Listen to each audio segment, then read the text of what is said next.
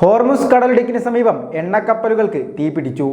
Arabian ഉൾക്കടലിൽ തന്ത്രപ്രധാനമായ Hormuz കടലിടുക്കിന് സമീപം 3 എണ്ണക്കപ്പലുകൾക്ക് തീപിടിച്ചതായി സ്ഥിരീകരിക്കാത്ത റിപ്പോർട്ടുകൾ പുറത്തു വന്നുകൊണ്ടിരിക്കുന്നു. ലോകത്തെ എണ്ണ വിതരണത്തിന്റെ 1/3 കടന്നു പോകുന്ന അതീവ നിർണായകമായ ഒരു ജലപാതയാണിത്. യുണൈറ്റഡ് അറബ് എമിറേറ്റ്സിലെ ഗോർഫാക്കന്റെ തീരത്താണ് കപ്പലുകൾ നങ്കൂരമിട്ടിരുന്നതെന്നാണ് വിവരം. ആഗോളതലത്തിൽ ഈ വാർത്തകൾ ഉണ്ടാക്കുവാൻ പോകുന്ന പ്രത്യാഘാതങ്ങൾ വളരെ വലുതാണ്. എന്തുകൊണ്ട് ഇത് പ്രാധാന്യമർഹിക്കുന്നു എന്ന് നോക്കാം. ഈ പ്രദേശം ലോകത്തിലെ ഏറ്റവും സെൻസിറ്റീവായ സമുദ്ര മേഖലകളിലൊന്നാണ്. ഇവിടെ ഉണ്ടാകുന്ന ഏതൊരു തടസ്സവും എണ്ണവില കുതിച്ചുയർത്താനും ആഗോള സംഘർഷങ്ങൾ വർദ്ധിപ്പിക്കാനും ഇടയാക്കും. ഇതിനു മുമ്പ് 2019 സമാനമായ ഒരു സംഭവം ഉണ്ടായപ്പോൾ ആഗോള വിപണികൾ പ്രകമ്പനം കൊള്ളുകയും ഗൾഫ് മേഖലയിലെ സുരക്ഷ ശക്തമാക്കുകയും ചെയ്തിരുന്നു. അതുകൊണ്ട് തന്നെ ഇസ്രായേൽ ഇറാൻ യുദ്ധം നടക്കുന്നത് പശ്ചിമേഷ്യയിലാണെങ്കിലും അത് ലോകത്തെ മുഴുവനും പല രീതിയിൽ ബാധിക്കുന്നുണ്ട്. ആഗോളതലത്തിൽ എണ്ണവില കുത്തനെ ഉയർന്നു കഴിഞ്ഞു. ഇറാൻ്റെ എണ്ണപ്പാടങ്ങൾക്ക് നേരെ ഇസ്രായേൽ ആക്രമണം നടത്തിയതാണ് എണ്ണവില ഉയരാൻ കാരണമായത്. ഇതിനുള്ള തിരിച്ചടിയായി ഇറാൻ ചില കടുത്ത നടപടികളിലേക്ക് നീങ്ങുമെന്ന വാർത്തകൾ സജീവമാണ്. അതിൽ ഹോർമുസ് കടലിടുക്കുമായി ബന്ധപ്പെട്ട നീക്കങ്ങളിലേക്കാണ് ലോകം ഉറ്റുനോക്കിക്കൊണ്ടിരിക്കുന്നത്. ഇറാൻ ഹോർമുസ് കടലിടുക്ക് പൂർണ്ണമായും തടസ്സപ്പെടുത്തുമെന്ന പ്രവചനങ്ങൾ വ്യാപകമായി ഉയരുന്നുണ്ട്. ലോകത്തിലെ എണ്ണ കയറ്റുമതിയുടെ 20% നടക്കുന്ന ഹോർമുസ് കടലിടുക്ക് അടച്ചാൽ പ്രവചനാതീതമായ പ്രത്യാഘാതങ്ങളാണ് അത് ആഗോളതലത്തിലുണ്ടാക്കുക. എണ്ണവില പിടിച്ചാൽ കിട്ടാത്ത രീതിയിലേക്ക് ഉയർന്ന് ബാരലിന് $3 എന്ന സാഹചര്യത്തിലേക്ക് പോലും എത്തിയേക്കാം. സംഘർഷം രൂക്ഷമായാൽ ഹോർമുസ് കടലിടുക്ക് അടയ്ക്കുന്നതിനെക്കുറിച്ച് ഇറാൻ ചിന്തിക്കുന്നുണ്ടെന്ന് ഇറാനിയൻ വാർത്താ ഏജൻസികൾ റിപ്പോർട്ട് ചെയ്തു കഴിഞ്ഞിരിക്കുന്നു. ഇറാൻ പാർലമെൻറ്റ് അംഗമായ ഇസ്മായിൽ കൗസാരിയെ ഉദ്ധരിച്ചാണ് ഈ റിപ്പോർട്ട് പുറത്തു വന്നിരിക്കുന്നത്.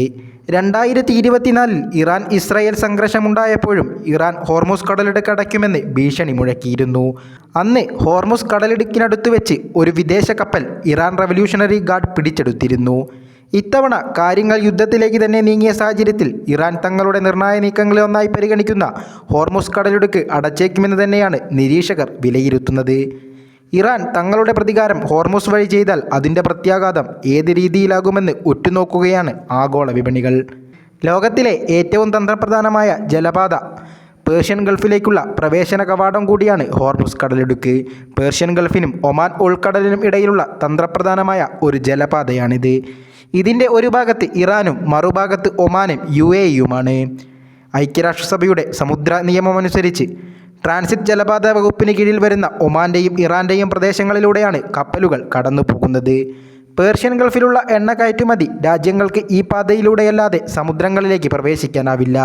ഒപെക് രാജ്യങ്ങളായ Saudi Arabia, Iran, UAE, Kuwait, Iraq, Iran എന്നിവ അവരുടെ ക്രൂഡ് ഓയിലിൻ്റെ ഭൂരിഭാഗവും ഈ കടലിടുക്ക് വഴിയാണ് കയറ്റുമതി ചെയ്യുന്നത്.